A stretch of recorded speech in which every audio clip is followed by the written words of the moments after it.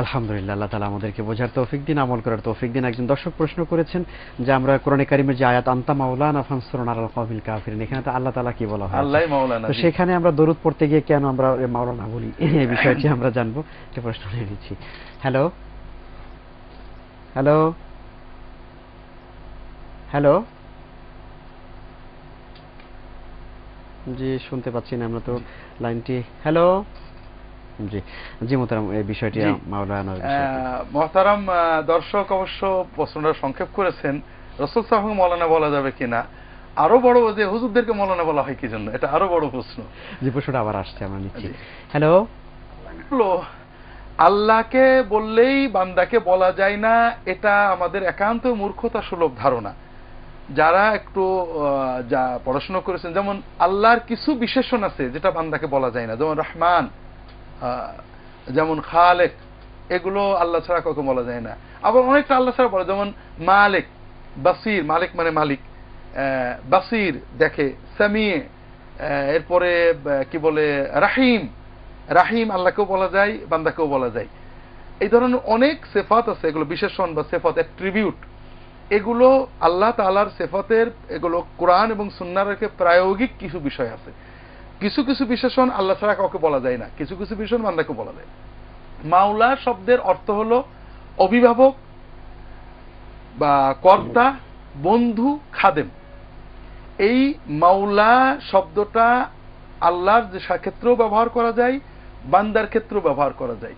সহিহ বুখারীতে আসছে, রাসূলুল্লাহ সাল্লাল্লাহু আলাইহি ওয়াসাল্লাম যায়েদ ইবনে হারেসার ক্ষেত্রে বলেছেন, যায়েদুন মাওলানা, অর্থাৎ মাওলানা যায়েদ, যায়েদ আমাদের মাওলা, আমাদের বন্ধু বা আমাদের পরিবারের সদস্য, এই অর্থে। তো এই জন্য মাওলানা শব্দটা রাসূলুল্লাহ সাল্লাল্লাহু আলাইহি ওয়াসাল্লাম বা অন্য কারোর ক্ষেত্রে ব্যবহার অবৈধ নয়, এটা একটা দিক। দ্বিতীয় দিক, এটা আমাদের বুঝতে হবে, একটা হলো বৈধ আর একটা হলো সুন্নাত। রাসূলুল্লাহ সাল্লাল্লাহু আলাইহি ওয়াসাল্লাম, সাহাবীগণ, তাবেঈনগণ, তারা রাসূলুল্লাহ সাল্লাল্লাহু আলাইহি ওয়াসাল্লামের ক্ষেত্রে মাওলানা, সাইয়্যিদুনা এগুলো ব্যবহার করতেন না। আমরা অনেক সময় মনে করি সাইয়্যিদুনা, মাওলানা এগুলো বললে মর্যাদা বাড়ে, কিন্তু আপনারা একটা কল্পনা করুন যে একজন আমাদের বন্ধু, আমাদের সমিতির সভাপতি, ক্লাবের সেক্রেটারি, আমাদের এলাকার এমপি, উনি প্রেসিডেন্ট হয়ে গিয়েছেন। এখন আমরা যদি বলি আমাদের বাংলাদেশের মহামান্য রাষ্ট্রপতি, আমাদের কমিটির সভাপতি, আমাদের ক্লাবের সেক্রেটারি, মহামান্য রাষ্ট্রপতি হওয়ার পরে সমিতির সভাপতি, ক্লাবের সেক্রেটারি বা জেলা আওয়ামী লীগের সভাপতি হওয়ার কোনো মূল্য আছে কিনা সেটা বলেন। কাজেই রাসূল এবং আব্দুল্লাহ ওয়া রাসূলি এত বড় মর্যাদা যে এই রিসালাতের পরে সাইয়্যিদ কোটি মানুষ হতে পারে, মাওলা কোটি মানুষ হতে পারে, কিন্তু রাসূল কিন্তু কোটি মানুষ হতে পারে না। এই জন্য আল্লাহ রাসূল সাল্লাল্লাহু আলাইহি ওয়াসাল্লামকে রিসালাতের খেতাব দিয়ে সাহাবীগণ ডাকতেন, ইয়া রাসূলুল্লাহ, রাসূলনা, নবিয়ুনা, এইগুলো তারা বলতেন। তাকে মাওলানা, সাইয়্যিদুনা বলার প্রচলন আমরা পাই না।